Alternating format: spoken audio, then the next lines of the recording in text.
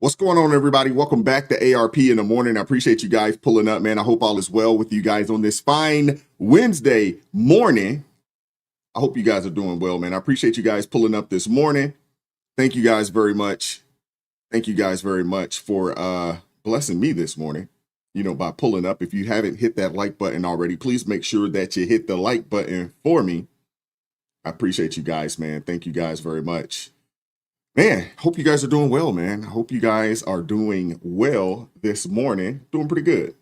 Great night of sleep last night, probably the first time in about 2 days. So really, really appreciative of that. And I'm thankful, man. Very thankful. Very thankful. So appreciate you guys, man. We had a pretty good show today. I won't hold on to you too long today, but we do have a pretty good show. But before we get things kicked off, man, I do want to make sure that you guys hit the like button for me. If you haven't done so already, super chat, super thanks are greatly appreciated. Shout out to all my ARP family members, man. Thank you guys very much for pulling up this morning. And shout out to my Blues. I want to show some love to my folks in the chat. And as you can see, today, we talked about this probably, I don't know, maybe a month or so ago, but I have my Post-Woke America shirt on today. If you want to get one of these, hey, go check out the merch store. All right. Shout out to Lori Otteson. Appreciate you pulling up. Says happy hump day. Yeah, please remember to hit that like button and enjoy the show. Y'all make sure that you follow Lori Ottison's instructions. What's up, Zephyr K9? We got Omega X in the building. Shout out to you. Grace and peace to you. Appreciate you pulling up. What's up, Carol Reyes? How you doing this morning? Appreciate you pulling up. What's going on, Marcy Richards? Appreciate you pulling up this morning. Yeah, halfway through the week. Halfway through the week. Appreciate you. Appreciate you. Thank you very much. What's up, Hunter? How's it going, man? Appreciate you pulling up. Hunter always comes through with the Bible verse to get things kicked off properly. And today's verse is from Psalms chapter 2, verse 12. And it says, kiss his son, or he will be angry, and your way will lead to your destruction, for his wrath can flare up in a moment. Blessed are all who take refuge in him. Thank you, Hunter. Appreciate you. What's up, Donald? How you doing this morning? Appreciate you pulling up. What's up, JJ O'Hara? How you doing this morning, sister? It's good to see you. Appreciate you pulling up. What up, Marla? We got Deborah Carver in the building. Thank you very much. Appreciate you pulling up. What's up, Mark Galvin? How you doing this morning, brother? We got who else we got up in here this morning? We got Lil Rock. Appreciate you pulling up. We got Chisaxi. Appreciate you pulling up. What's up, Nelly? What's going on, B? How you doing this morning, sister? We got Ryan in the building. Shout out to you. Appreciate you pulling up. What up, David? How you doing? We got Angela Montgomery in the building. Shout out to you. Appreciate you pulling up. What's up, Michelle? How you doing this morning? We got Sandra in the building. Thank you very much for pulling up. Mama Sunflower Cottage, little house in the Dale. Appreciate you pulling up this morning. That's a mouthful right there. We got Amber Young in the house. Shout out to you. Appreciate you pulling up this morning. We got Crystal Newman. Appreciate you pulling up this morning. Sugar Shane in the building. What up, Scott? How you doing this morning, brother? Appreciate you pulling up this morning. Appreciate you. Appreciate you. Appreciate you.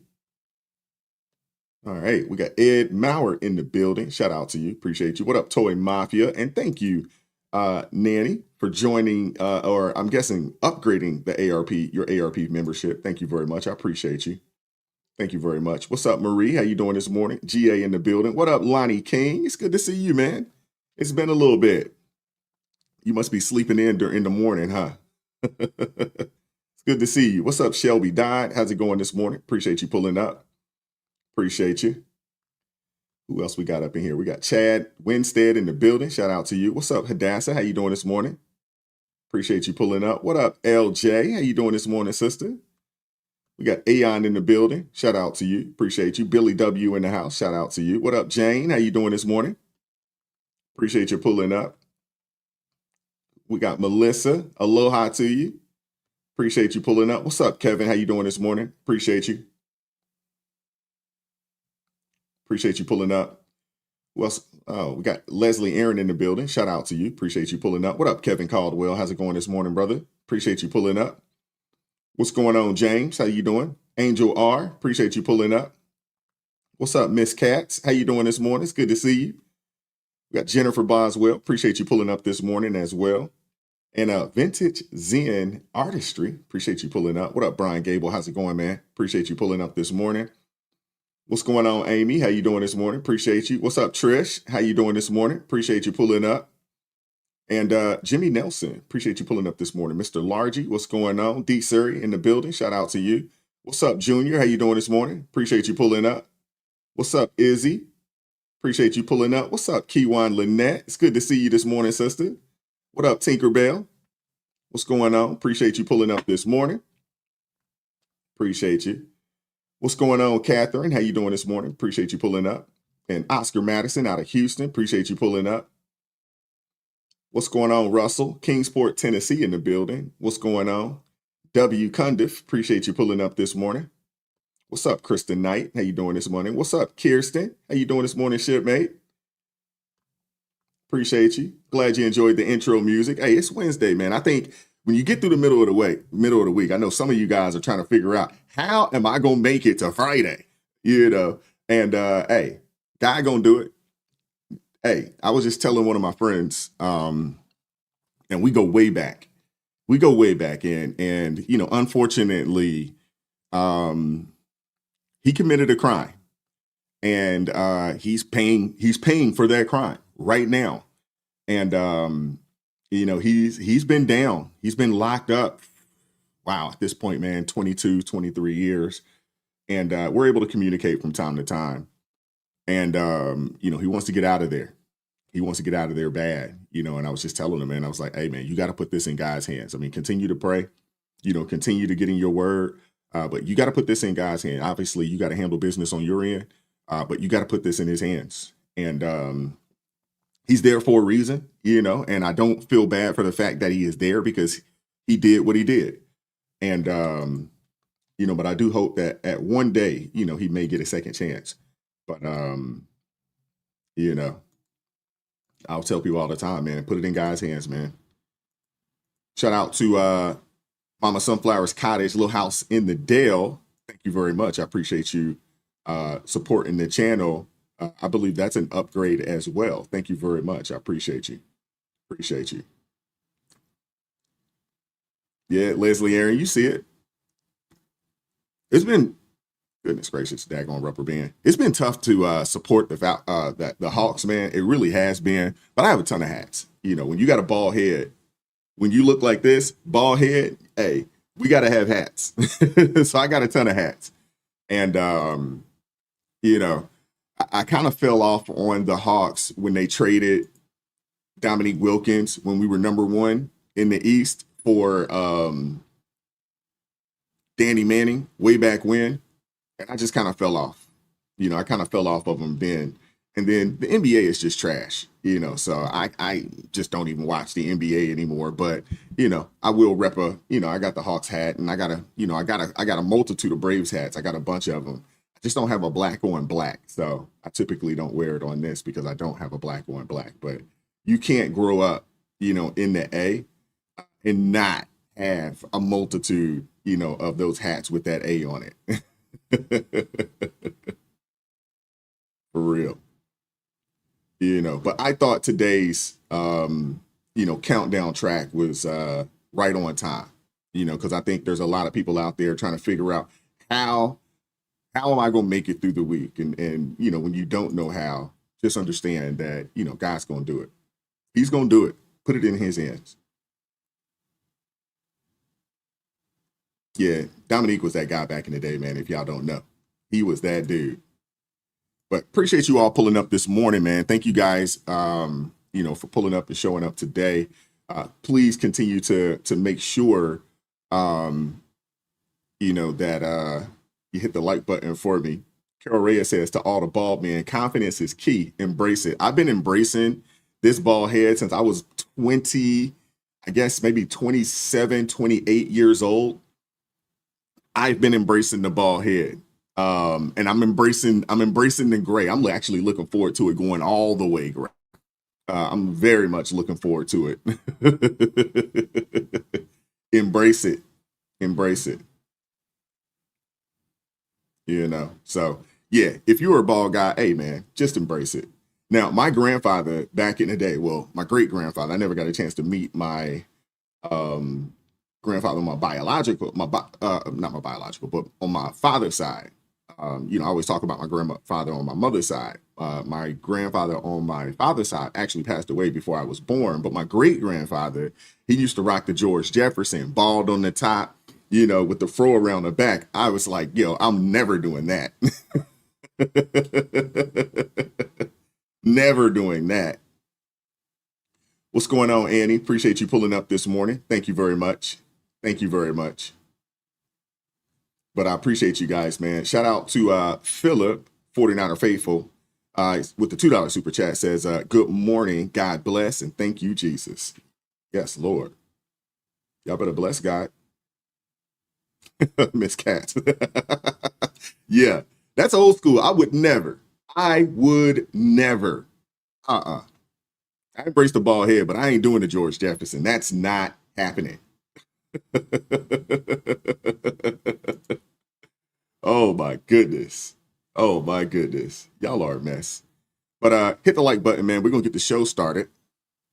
I'm sure you guys seen the thumbnail, seen the title. We're gonna go there. And then we're just gonna kind of trickle down. We got to talk about what's going on up in Somalia. We also got to talk about a situation down out in Kentucky that is just abhorrent. We got to talk about that as well. And, and then we're going to get up out of here. But I appreciate you guys pulling up this morning, man. God bless each and every one of you all. Let's get the show started. And I think it's been confirmed by the White House, they are going to transfer Texas National Guard units to the state of Illinois.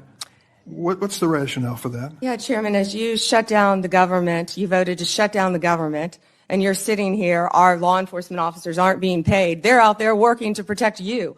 I wish you loved Chicago as much as you hate President Trump. And currently, the National Guard are on the way to Chicago. If you're not going to protect your citizens, President Trump will. I love it. So it's official. It is official. President Trump has deployed the Texas National Guard troops to go in there to clean up Chicago, and Democrats are furious. They're upset about this. Now, I don't understand why they're upset, but they are upset. During a Senate Judiciary hearing the other day, Illinois Senator Dick Durbin tried to grill Attorney General Pam Bondi over the move, and it blew up in his face. Bondi shot back. As you shut the government down, obviously, y'all know that he's one of those folks that shut the government down because he wouldn't lean over. He wouldn't lean over and give support. Our officers are out there still working, still protecting, not getting a paycheck right now. She goes on to say, I wish you loved Chicago as much as you hated President Trump. The National Guard is on the way. If you won't protect your citizens, the president will. That was a mic drop moment, man. That was a mic drop moment. And this comes right after Illinois Governor J.B. Pritzker filed a desperate lawsuit to block the deployment, calling it an invasion. Pritzker even activated his own state troops, but refused to cooperate, forcing Trump to lean on Governor Abbott's 400 Texas soldiers. Meanwhile, you have Chicago's Mayor Brandon Johnson doubling down with ice-free zones, banning federal agents from schools and parks, basically, hanging a do not enter sign at this point. I mean, these people are ridiculous, man. They really are. They are ridiculous, man. And what's unfolding in Chicago and Portland, it isn't chaos by chance. I mean, it's the federal government stepping in where local leaders have failed. And after months of political violence and soft on crime policies, the message is clear. Law and order is back. Law and order is back, man. And as Stephen Miller said when he was asked about Portland, this administration is done watching cities burn while politicians play politics. And I'm with Stephen Miller, on this. I'm actually with Stephen Miller on a multitude of things that he has said, over the previous months. These people are outrageous, man. They're treasonous individuals, to say the least. And I think that's just being nice, to say that they're treasonous individuals. You've called the district judge's ruling blocking the deployment of National Guard in Oregon legal insurrection. Does the administration still plan to abide by that ruling? Well, the administration filed an appeal this morning with the Ninth Circuit. I would note the administration won an identical case in the Ninth Circuit just a few months ago with respect to the federalizing of the California National Guard. Under Title 10 of the U.S. Code, the president has plenary authority. Stephen? Stephen? Hey, Stephen, can you hear me? It seemed, Stephen, I apologize. It seems like we're having a technical issue. Don't you find that, quite convenient timing for a daggone technical issue? I mean, if I'm not mistaken, I believe CNN pulled the same exact stunt last week, or was that, MSDNC, when Speaker Mike Johnson got cut off mid-sentence. I mean, either way, let's call it what it looks like. Under federal law, the president has the full authority to federalize the National Guard if local resources fail to do so. And that is exactly what's happening. Portland has been ground zero for organized chaos. I mean, they've had 100 days. I mean, think about this, man. 100 days. That's what, 3 months, 3 months and some change. Now, my last deployment that I was on, we did 100 days straight out to sea.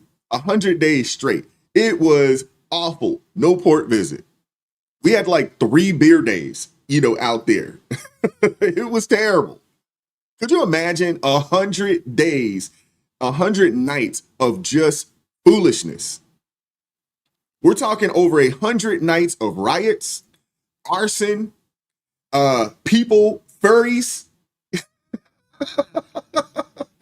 furries running around, and attacks on ICE officers, who've been doxxed, they've been threatened, they've been assaulted just for enforcing the law. Local leaders refuse to act, tying law enforcement hands while federal officers fought for their lives out there in the streets on their own. And when asked about it, Stephen Miller, he didn't sugarcoat it. He called it what it is, a violent, unlawful assembly, plain and simple. That's exactly what this has been. And it's sad because the people who should really be out there covering this, they're refusing to cover it. Democratic president someday calls the National Guard to a red state over what they see as open rebellion, but is what amounts to a demonstration that gets rowdy. I mean, is that not a fear? They're of posting yours? pictures of their kids because it's a demonstration, and they have a sniper on top of a building firing a high-caliber rifle at a nice facility because it's a demonstration, and they are engaging in vehicle ramming. But the National Guard isn't being sent to Texas. Because it's a the National Guard demonstration. isn't being sent to Dallas, where that sniper was. Because the Dallas Police Department and the governor of Texas, well, you walked right into that one, have responded to every call for assistance and help. They gave a stand-down order in Chicago, and they gave a stand-down order in Portland. Do you realize that there's 11,000 federal law enforcement officers in Oregon? That's larger than the size of the FBI.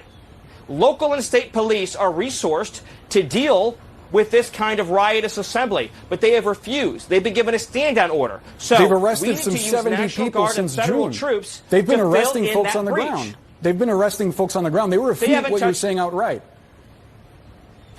We literally have the 911 audio of the stand-down order in Chicago, and we have documented inside of DHS every single unresponded to 911 call over the recent weeks and months. How much of the FBI and Homeland Security's manpower, had to be, redirected to deal with these homegrown extremists? If you watch anything, there's a couple of people that do some live streams and things of that nature about what's going on out in Portland. Dude, it looks like The Purge. If you guys ever watched the movie The Purge, which one is it? I can't think. It was one of them where they're in like a major city, and I can't think of which one it is. But it reminded me of that. I mean, it looked like The Purge. The only difference between The Purge is like this one, you do have people running around in furry costumes. But it's crazy. It is, these people look like they are demon possessed. I don't want to say something. It is crazy. Is that right? Is that the 100 election day? Yeah. It reminded me of that. Seriously. These people are demon possessed. They have to be. Or, maybe there's some demons operating within them or something. I don't know. But it looks crazy. This is America. This is America. This isn't some third world nation where, just craziness is happening. No, this is happening right here in our country, man. And Stephen Miller's absolutely right. Does a sniper firing a high caliber rifle at an ICE facility count as a demonstration? Does it? And yet, when you point this out, CNN's response is to accuse you of being hyperbolic. Oh, it's not as bad as it looks, they say. These are also the same people that, during the 2020 riots, while buildings are burning down behind them, oh, it's mostly peaceful. That's why people aren't watching them anymore. That's why people are not watching them anymore. Because they don't tell the truth. And that's why their numbers are down, way down. The previous quarter's numbers just came out, from mainstream media. I mean, it is bad. For the life of me, I don't understand how any of these people are keeping their jobs. And for people on CNN to come out and say, oh, it's not as bad as it looks. If you actually go and watch the live streams of the independent journalists that are actually out there doing the job that CNN, MSDNC, and others should be doing, that make millions of dollars, you know what I'm saying, and receive millions of dollars in ads, ad buys, and things of that nature. That's what they should be doing. But you have independent journalists out there risking their lives, showing what's really happening. And I mean, I'm telling you, it looks like something out of a Hollywood movie. Seriously, it really does. They even asked him, if he was profiling brown people, and his answer, it's an incredibly dumb question. I want you guys to see this, man. These people suck. And on the substance of the question, is it the case that, as Pritzker frames it, you are profiling brown people, that this immigration crackdown is designed to go after people of color? It's such a, oh, what a dumb question. The illegal aliens who are here are taking jobs away from blacks, they're taking jobs away from whites, they're taking jobs away from Latinos, they're taking their health benefits away, they're taking their school slots away, and of course, in many cases, they're committing heinous crimes. We cannot have a system of law in this country that privileges illegal aliens over American citizens, and that's what they're doing. You know it, and I know it. So that's not exactly a no, Stephen. Can you just unequivocally state that the immigration policy? I said it's a dumb question. Okay. Well, I appreciate that, but it's a dumb question. So no, this policy is not designed. I thought when I said it was a dumb question, it meant no. So that's not exactly a no, Stephen. Can you just unequivocally state that the immigration policy? I said it's a dumb question. Okay. Well, I appreciate that, but it's a dumb question. So no, this policy is not designed. I thought when I said it was a dumb question, it meant no. Well, I just want to be clear and precise. I appreciate you trying to qualify my questions, but nevertheless, I think it's a fair one that a lot of people have. My full answer is no, that is a lie, and it's a dumb question. But you said something else baked into the premise of one of your questions. You said, well, aren't we provoking? Illinois governor says we're provoking actions that are unlawful. Why would the mere presence, just think about this for a second, if I put federal law enforcement and National Guard into a nice, sleepy southern town, is anyone going to riot? Is anyone going to try to shoot them in the face? Well, are they going to try to attack them in the street? And that's how you handle loaded questions. That's how you handle it, man. I'm a huge supporter of Stephen Miller, man. I appreciate this guy, man. That's how you handle these folks, by dismantling the premise. Stephen Miller, he didn't dodge the question. He made it plain. Illegal immigration hurts everyone. Illegal immigration hurts everyone. Black folks, white folks, Latino folks, Asian folks, it doesn't matter. It hurts us all. He's not wrong. And I'm glad that more and more people are starting to realize that, hey, these folks shouldn't be here taking our resources. We have our own poor people that need help. Seriously, we have our own senior citizens, disabled veterans, disabled people, disabled Americans that need assistance. How can they get bypassed for people that just got here? They don't have a history of paying in the system. They don't have a history in this country at all. How do they get pushed to the front of the line? It's ridiculous. Stephen Miller is not wrong here. He's not wrong. Biden era town halls are filled with lifelong Chicagoans begging officials to remove these illegal immigrants who've taken over their schools and shelters. Miller drove the point home, though. He drove it home, man. There's nothing racial about enforcing the law. The real profiling comes from Democrats who think skin color defines political value. And as he put it, we cannot have a system that privileges illegal aliens over American citizens. I got to repeat, we cannot have a system that privileges illegal immigrants over American citizens. That can't be. That cannot be. I was talking to a youngin' last week and he was like, man, you're okay with them getting rid? I was like, absolutely, I'm okay with it. They all need to go. They all need to go. All of them. Right now, immediately. So far, the number is they've gotten rid of 2 million people, some through forced deportations, others through self-deportation. But we got a whole lot more that need to go. We cannot allow a party to say the hell with American citizens because they brought a new voter block in here. We can't allow it, man. This is ridiculous. And I'm glad that more and more and more people across the country are starting to wake up. Right now, over 53% of Americans, that's not Republicans or Democrats, 53% of Americans are 100% in lockstep with what the administration is doing right now. That is huge. That is huge. This can't be. I'm all for, making sure that we help, our senior citizens, our disabled Americans. I'm all for that.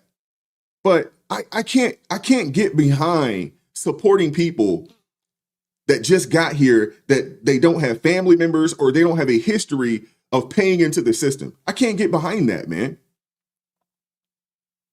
I just can't. And then a hammer was dropped. ICE facilities have literally come under sniper fire. Literally. A high caliber rifle hit a federal building. That's not hyperbole. That's real. It happened. That's not what you would call a protest. That's what I would call domestic terrorism. And if this happened to a Democrat office, it dominates every network across the country. You guys know it. But because it targets conservatives, the media just shrugs like, whatever, not a big deal. Stephen Miller also exposed how Democrat-run cities tell police to stand down while the chaos unfolds. It's crazy. In places like Chicago, 911 calls go unanswered because leadership ordered officers not to intervene. Meanwhile, you have rioters ramming cars, throwing explosives, throwing Molotov cocktails, and attacking ICE buildings. Contrast that with Texas, out there in Dallas, Houston, where the law is enforced and the guard isn't needed because the police are handling business. Miller's point was clear. This is what leadership looks like versus political cowardice. And I don't even know if I should call it political cowardice. This is by design by these people. They want chaos. They want it. I'm glad people are starting to wake up and see it, though. I'm glad people are starting to wake up and realize that, hey, these Democrats are full of it.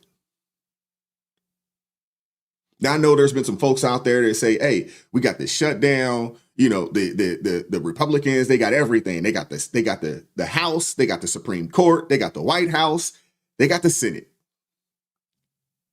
But that's why we need civics, because people really need to understand the power in the House and the power, you know, in the Senate. People, that's why we need to bring civics. We need to make civics a course that is mandatory. It's mandatory, you know, for junior year or senior year. I don't want it to be a freshman year or a sophomore year class, because you'll forget that. I need it to be a junior or a senior year, preferably a senior year class in high school. So when you, right before you become an adult, you know what your rights are, and you know the responsibility of the, you know the responsibilities of the government. Seriously, we have entirely too many people that don't know anything. Entirely too many people that don't know anything. And if you don't know your rights, if you don't know the responsibilities of government, how can you hold these people accountable? Seriously, how can you hold these people accountable if you don't know what they're supposed to do, if you don't know what their job is? You know what I'm saying? How can you hold them accountable? We have entirely too many people that know nothing.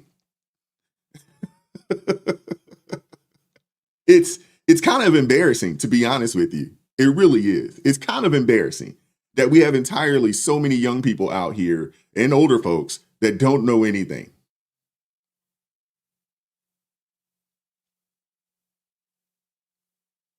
I don't know. I don't know, man. It's crazy. Oh, yeah. So, hey, I want to move on, because I want to continue, on with the show. Hit the like button if you haven't done so for me already. And I think I got a super chat here I want to read. Yes. Thank you, Cynthia Hayes, for the $5 super chat. Says, good morning, beautiful, brilliant B1 FBA family. Please keep Chicago Black activists and ICE officials in your prayers. Let's make sure we keep them lifted up, and I want to call them just Americans. How about we do that? Because we got some true Americans, those young folks from Chicago Flips Red, those folks out there are doing the work, man. Let's make sure that we keep those folks lifted up in prayer. Let's make sure we do that. They're Americans. They're Americans out there executing their constitutional rights to hold this government accountable. So I appreciate that, man. Thank you. Thank you for the $5 super chat. So I want to move on. Because we got to talk about the same crew that's more interested in shielding rioters and illegal immigrants than actually leading.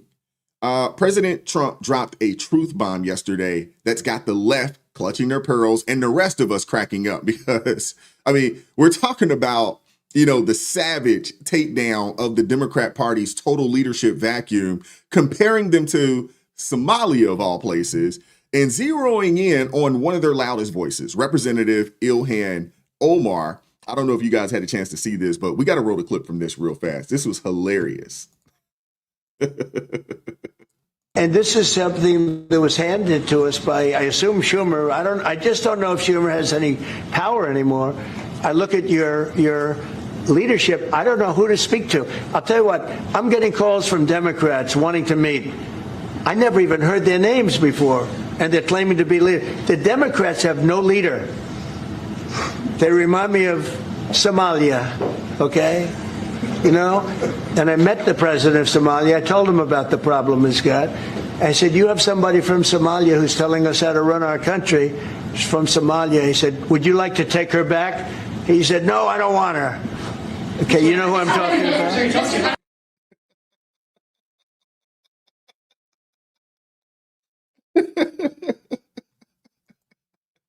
Oh my goodness, that is hilarious, man.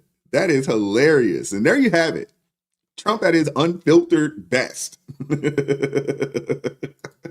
He compared the Democrats to Somalia without a captain. And then he dropped the brutal punchline, offering Omar back to Somalia's president. And that dude was like, nah, we good.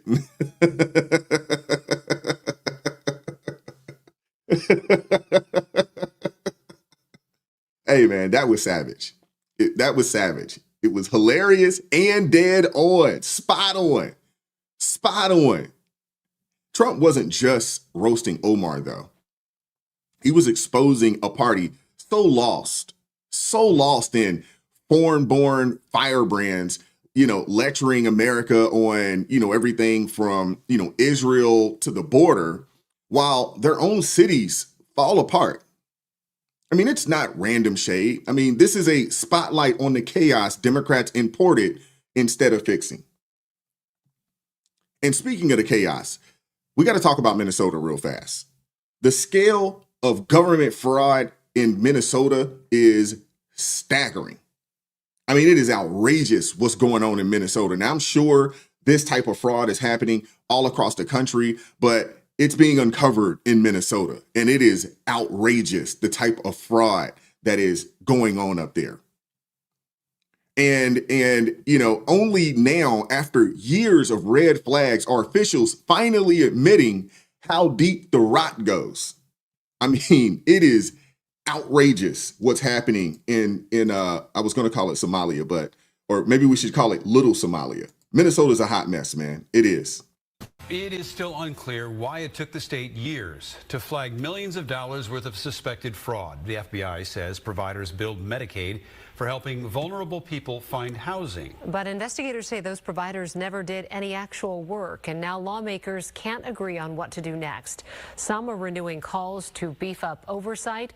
Others are skeptical of those efforts. Fox 9's Mike Manzoni joins us now. And Mike, both sides do agree on one thing, that fraud is a problem. But the key question now is how to tackle it. Here's a map of the homes and businesses the FBI raided yesterday. Court documents say providers billed Medicaid for services they never provided. Investigators say Housing Stabilization Services, that's the name of the program, paid out more than $100 million in claims last year alone. That's 40 times what lawmakers initially expected it to cost. The state estimated that Housing Stabilization Services would cost about $2.5 million a year. That's when it started back in 2020. Investigators say the program, which helps seniors and those with disabilities or addiction issues find housing, is vulnerable to fraud. Some Republicans are renewing calls to add another government watchdog, but Democrats say that might create even more problems. But both sides do say that the state needs to find new ways to stop this. I think we really have to go back to that hard work of focusing on internal controls.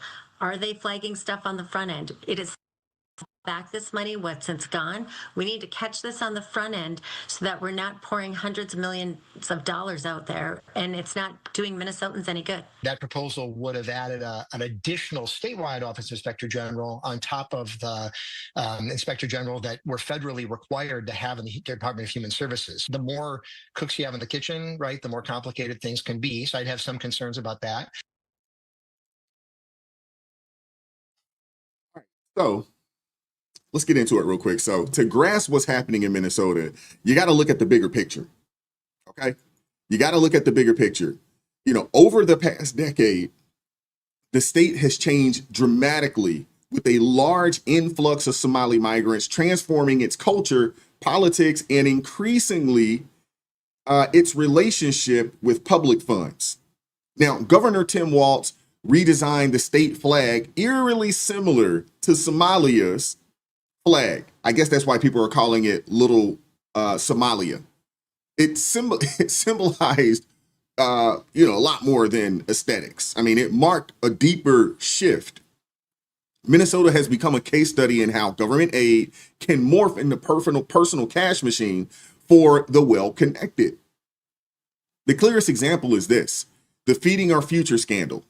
During COVID, individuals, many tied to Somali-run nonprofits, stole roughly $250 million in federal relief meant to feed children. They fabricated names using random name generators, claimed to serve tens of thousands of kids who didn't exist, and pocketed the money for mansions, luxury cars, and vacations. That's already been uncovered and discussed. The state missed it all, though. When the case finally hit court, things got worse. A juror, also Somali, was offered a $200,000 bribe with $120,000 left on her doorstep in cash. The bagman even skimmed $80,000 for himself. That's how deep the rot went up there in Minnesota. And instead of cleaning house, Minnesota leaders, they just moved on. And now yet another massive fraud case is unfolding. This time in Medicaid. Same playbook, same oversight failures, same silence from the top. It's ridiculous up there, man. They are literally pillaging the city or pillaging the state, more or less. Reporter Ryan Raish, we've been covering this autism fraud investigation, including the first federal charges that came down on Wednesday for one of the providers. Now we're talking about kickbacks. According to prosecutors, some families are getting involved in this fraud situation in the form of kickbacks. We created a hypothetical situation here. A family of 4, according to the feds, may be receiving up to $1,500 per kid per month. So in this scenario here, one family that's claiming to have kids with autism enrolled in a program could receive up to $6,000 a month in kickbacks. Yeah. This new case is being called the largest Medicaid fraud prosecution in Minnesota history. And it is outrageous. At the center is a 28-year-old Asha Farhan Hassan, accused of masterminding a $14 million autism therapy scam. Just the first piece of what prosecutors say is a massive Medicare fraud. This is massive Medicare fraud network. And get this, man, Hassan was already tied to the infamous Feeding Our Future scandal, where she pocketed nearly $500,000 in stolen COVID meal funds. How is she not already in jail? And here's how the latest con worked. In 2019, Hassan launched Smart Therapy, LLC, supposedly offering services for autistic children under Medicaid's EIDBI program, but the therapy was fake. She hired unqualified teens, most of them relatives, to pose as specialists, recruited families from the Somali community with cash kickbacks of $300 to $1,500 per child, and then flooded Medicaid with bogus claims for sessions that never actually happened. Doctors' signatures were forged, billing was maxed out daily, and even drivers double billed for transport. And the result was $14 million gone. These are some scamming people. Much of the money wired overseas or spent on luxury goods and real estate in Kenya. They're literally coming over here, figuring out how to scam the system and sending the money out of the country. Doesn't this remind you of like some mob stuff? This sounds like something that you would hear out of, Goodfellas or The Godfather. Doesn't it? And when this lady got caught, Hassan, she didn't deny the scheme. She just claimed it was a cultural misunderstanding, arguing that, what Americans call fraud was just community sharing. But her version of sharing involved mansions, designer clothes, and luxury cars. And here's the bigger issue. This isn't isolated. This isn't an isolated, event. Nearly every major corruption case in Minnesota lately involves nonprofits or Medicaid-linked programs helping the poor while enriching insiders. Oversight has collapsed, red flags ignored, fake records unchallenged. But because the system is entangled in social and ethnic networks, it protects them because they protect their own.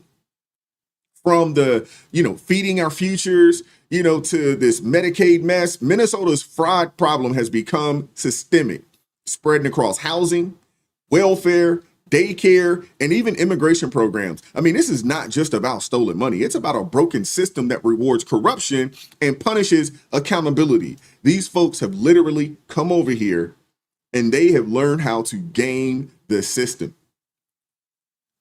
And then they send the money outside of the country, back to Somalia or over to Kenya. And then they live super lavish lives right here in the States, those that are still here.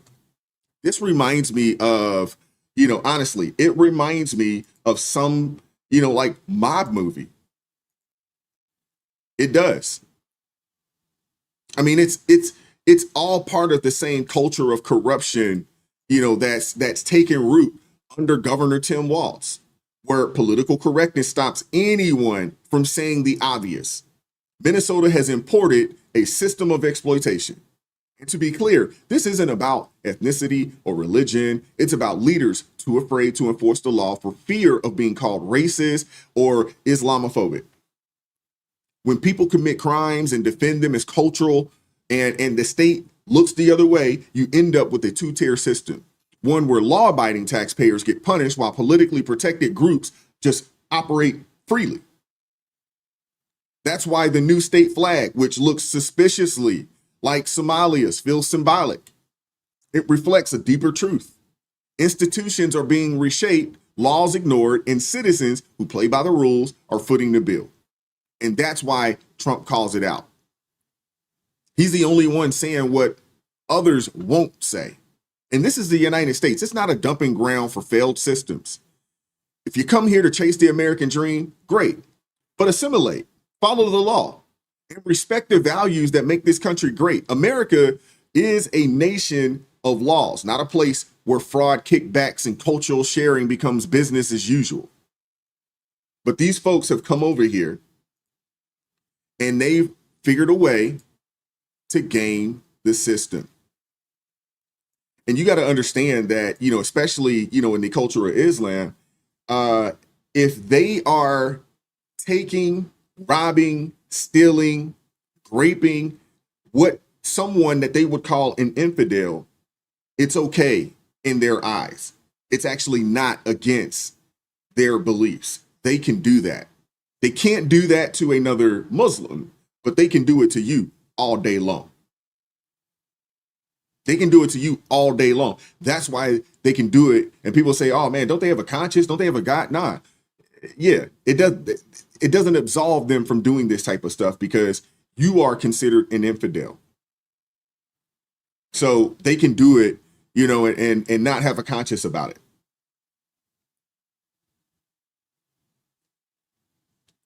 Hey, to an extent, who was that said that?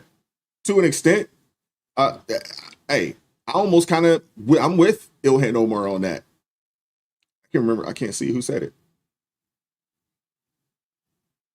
But Ilhan Omar said that, Americans are stupid. Yeah, Brian Gable. To an extent, yeah. Yeah. We're allowing entirely too much foolishness to go down. We're allowing entirely too much foolishness to go down, all in the name of inclusivity. And we're just letting people come over here and get away with all kinds of crimes. I mean, it's outrageous what these folks are doing up in Minnesota. And, they've taken over Dearborn, Michigan as well.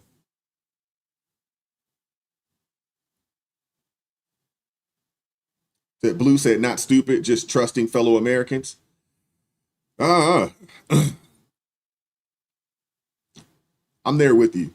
Yeah, I'll say the left. You got a lot of these liberals out here, man, they're just going with anything, man. Just anything. Just allowing anything to go down. All in the name of being afraid to be, called racist or, is Islamophobic or something else. Just let these folks come over here and just do anything. LJ is gonna tell it like, nah, they stupid. Leave it to LJ. I mean, it is crazy though. I mean, how many times do these folks got to get caught, committing fraud before somebody says, hey, the Somalis, hey, they commit fraud. They known for fraud. They known for scamming the government. How many times does this have to happen? And they're not just scamming for, a couple $1,000s. I mean, they're defrauding millions of dollars, millions. And I hadn't heard one person up there go to jail yet, which is crazy. Because I promise you, if any of y'all try to do this, y'all going to jail. Don't get any ideas. Y'all going to jail if you try to do it. I don't want to hear it. They're not going to have any sympathy for you. And last but not least, man, I want to move on to my last story of the day. And unfortunately, I'm sorry, I got to apologize up front because we got to end the story with we got to end the day with a story that's, probably going to bring you down a little bit. It's probably going to frustrate you and upset you a little bit as well. But I want to end with the story that has the White House scrambling and a grieving Kentucky family finally seeing a glimmer of justice after nearly a decade of heartbreak. All right. So in 2015, Ronald Xantus, now hopefully I'm pronouncing his name properly. Well, maybe not. I don't know if we should care that much, but broke into a family's home and brutally stabbed a 6-year-old boy, Logan Tipton, in front of his terrified siblings. I mean, this was a case that shocked the nation. And now outrage is boiling again after Xantus was granted early release, walking free 13 years ahead of schedule. The fact that he had a date to come home is ridiculous to me. The fact that he had a date to come home based off of what he did is outrageous to me. I mean, this was a convicted killer. We're talking a shattered family and a justice system that somehow thought that this would be acceptable. And there's no wonder why people are furious at this point. When I saw this story yesterday, I was like, what in the world is going on? How is this possible? Seriously. 15, Ronald Xantus traveled from Indianapolis to Versailles here in central Kentucky, where he committed a series of stabbings. Those stabbings resulted in the death of 6-year-old Logan Tipton and injuries to his father and 2 sisters. As WKYT's Jackson Plank reports, this family is still stunned. A killer is out of prison. It's our top story at 11. Just down the street behind me is where the unthinkable happened. Logan Tipton's family say Ronald Xantus came into their home and attacked them, resulting in Logan's death. Now correction officials say Ronald Xantus is being released. He stood up with me on top of him, just stood up and threw me 10, 15 feet across the room and went after her. Dean Tipton says December 7th, 2015 is a night that changed his life. He says his children woke him up. He then found a man attacking his children.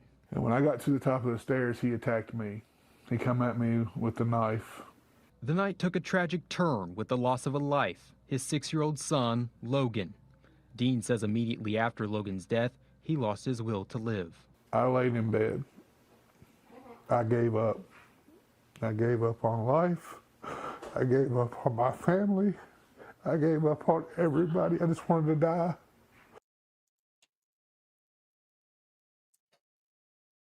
This happened out in Kentucky. And it's heartbreaking, man. I can't even imagine. Honestly, I can't imagine. You can hear the pain in that father's voice. You can hear it. I mean, years later, he's still shattered, still fighting for justice for his little boy. I mean, we're talking a 6-year-old kid. 6-year-old Logan Tipton was stabbed to death in his home, right in front of his sisters, by this dude. Who turned their safe world into a nightmare. Xantus was convicted in 2015. He was sentenced to 2 consecutive 10-year terms and denied parole as recently as 2023. How he received 2 10-year terms is outrageous to me. I don't understand this. I really don't. But somehow, he's now walking free 13 years early under mandatory reentry supervision in Florida. a technical loophole that forced Kentucky's Department of Corrections to release him despite repeated denials. Now, he'll remain supervised until 2026, but tell that to the Logan family. And adding insult to injury, his lawyer had the nerve to say if anyone deserved to get out early, it was Ron. That's what the lawyer said. The lawyer said that if anybody deserved to get out early, it was Ron. He accomplished so much in prison. Really? Really? This man killed a 6-year-old kid, broke into their home, beat the dad up, beat his siblings up. And the system lets this dude go. I've never seen anything like it, man. I've never seen anything like this. Seriously. I have never seen anything like it. This is the kind of stuff that really upsets people. And this is Kentucky.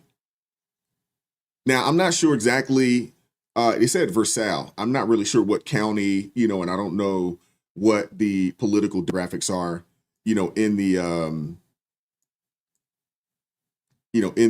in that area, but this shouldn't be. I mean, this man should have received a life sentence. A life sentence. White House says it's looking into the release of Ronald Exantis. Exantis is accused of killing a 6-year-old boy and stabbing several members of his family in 2015. His early release from prison has sparked a response from White House Press Secretary Caroline Leavitt.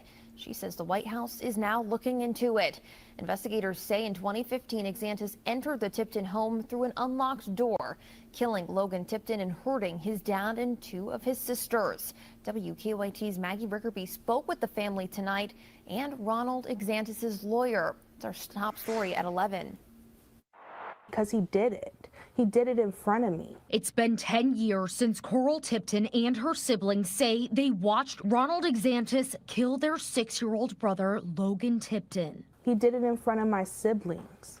And being an older sister who has the obligation anyway to protect her younger siblings, it's just, he ruined, he messed us up. Exantis was found not guilty by reason of insanity of Logan's murder. He was found guilty but mentally ill of 3 counts of assault for stabbing Logan's sisters and their father. Now, Exantis has been released from prison on mandatory re-entry supervision. His early release has garnered national attention, including from White House Press Secretary Caroline Leavitt. On X, she said the White House is looking into Exantis' release. Leavitt wrote, quote, "It's wholly unacceptable for a child killer to walk free after just several years in prison." My first reaction was finally.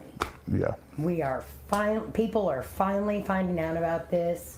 10 years ago we tried to get the word out, but social media was not what it is now. The Tipton family is continuing to fight for justice. Since Exantis' release, they tell me they've heard from lawmakers here in Frankfurt. There needs to be something put in place that if people are violent and they say they're insane and they are deemed insane, then there has got to be a place for these people. They cannot be out walking amongst us. The family is efforting legislation they call Logan's Law. My brother will never be forgotten. Exantis' former attorney, Bridget Hoffler, says Exantis called her after he was released. Hoffler says she was initially shocked he was let out early because it was such a contentious case, but it didn't really surprise me. If anybody deserved to get out early, it was Ron. He had accomplished so much while he was in prison. Hoffler says Exantis suffered from late-onset schizophrenia and became a mental health advocate in prison. The horrible thing about this is,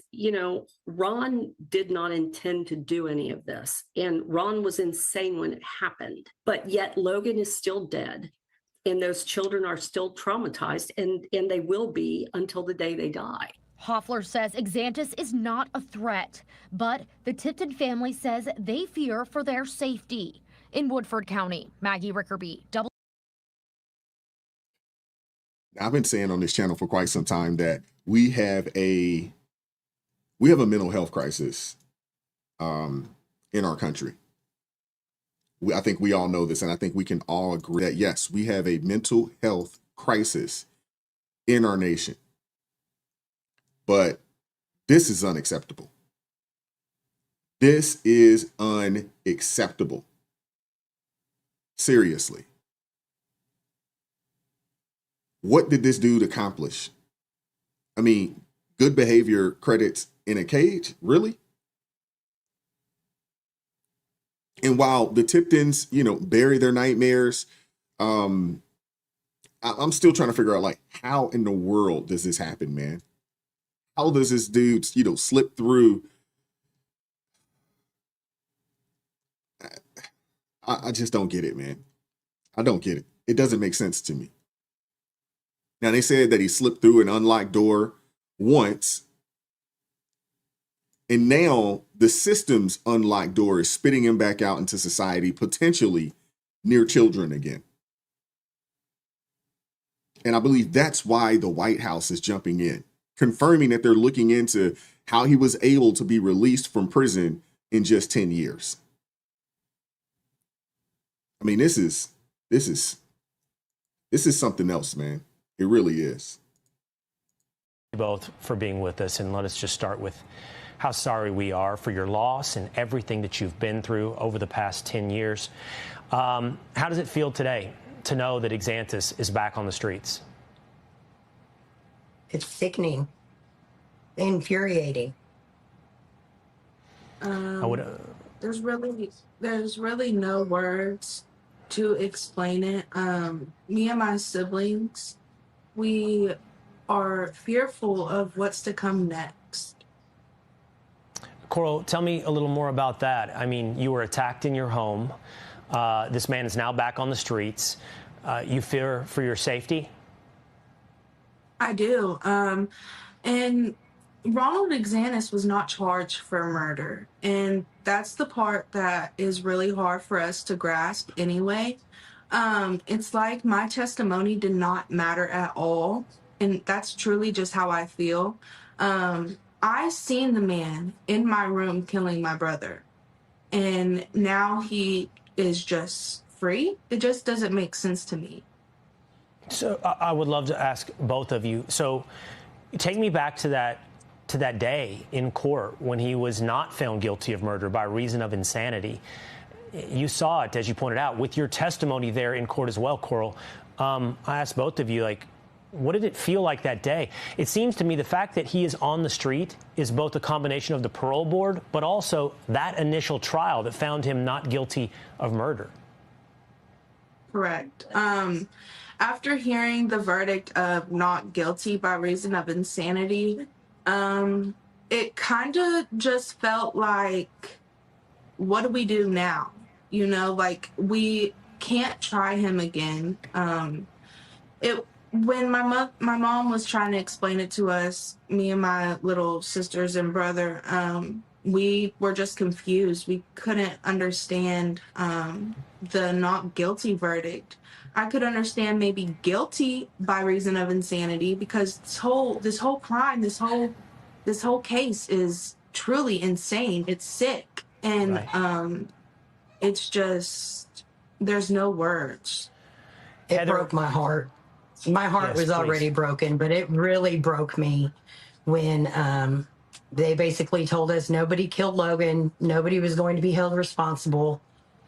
All I could really do at that point was beg them to give him the max that they could give him for the assault charges. There was nothing else we could do. Wow. Wow. Wow. This dude got a not guilty. Not guilty. I mean, if this doesn't break your heart and light a fire under you, I don't know what will. How is this man free? How does a system reward evil with a loophole? Seriously. This is, Nelly, you're absolutely right. This is complete BS. Not guilty by reason of insanity for stabbing a 6-year-old to death. I don't even want to tell y'all where he stabbed him at. I mean, you can go and read about it yourself, but I mean, this is outrageous. A 6-year-old kid. So you're not guilty of stabbing a 6-year-old kid, but you are guilty of assaulting the rest of the family. I mean, that's not justice. That's just insanity itself. I mean, think about it. A jury decided he was insane for the fatal stab, but not sane enough for the others. As if his mind conveniently, flicked on and off mid-attack. I mean, this is absurd. This is absurd. Honestly, maybe it's time that we rethink how we handle violent insanity cases. Seriously. With the White House now reviewing the case, there's a glimmer of hope for accountability. And maybe, out of this tragedy, we get Logan's Law, a reform that ensures those found criminally insane for violent crimes are committed indefinitely, with victims' families having a voice before any release. Logan's family deserves that. America deserves that. This is insane. Wow. I know people that got 30 years for dope. This dude kills a kid and is out in 13. I know people that got 30 years. Non-violent crime. Non-violent crime. 30 years. This dude's out in 13. Makes 0 sense. Makes 0 sense.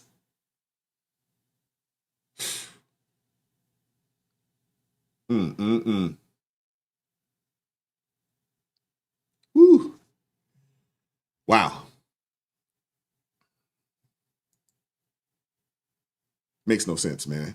I'm sorry to end the show, in the broadcast on such a somber note. I really am. I'm sorry to end the broadcast on a somber note like this. I was trying to find if I could, find something, some good news or something uplifting to end the show with, but I decided, I was like, you know what? No, we're not going to do that. We're not going to do that. I want this to sink in, man. People need to know. People need to hear this. Thank you, Melissa, for the $10 super chat. Says, woe to those who call evil good and good evil, who put darkness for light and light for darkness.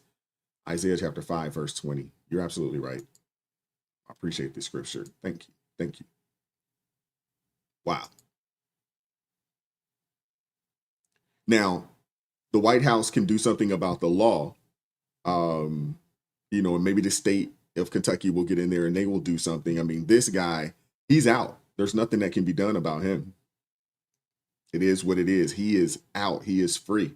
So supervised, release for the next year. But, this is crazy, man. But I appreciate you guys pulling up this morning. Hope you guys enjoyed the show, enjoyed the broadcast today. Somebody told me this isn't a show, it's a broadcast. So I appreciate that, man. But I hope you guys enjoyed it today. Wow. That was tough. It's tough to get through. Tough to get through for sure. But shout out to all my ARP family members, man. Thank you guys. Thank you guys that have also upgraded, to the next level of the ARP family membership, man. I appreciate you all. Thank you guys very much for supporting me and supporting what we're doing over here. I do appreciate you guys, man. And, I appreciate the blues, keeping things peaceful in the chat and making sure that people are following the community guidelines there. But I do appreciate you guys, man. I hope you guys enjoy this Wednesday. Enjoy the day today. Make the best of it. And as always, keep God first, man. Stay prayed up. We'll catch up with you all next time. You guys take care, man. Peace. We won't stop. I won't quit. Stand for the truth. No counterfeit. Real ones rise. Let the fake ones split. Repent for the lies. Let the darkness live.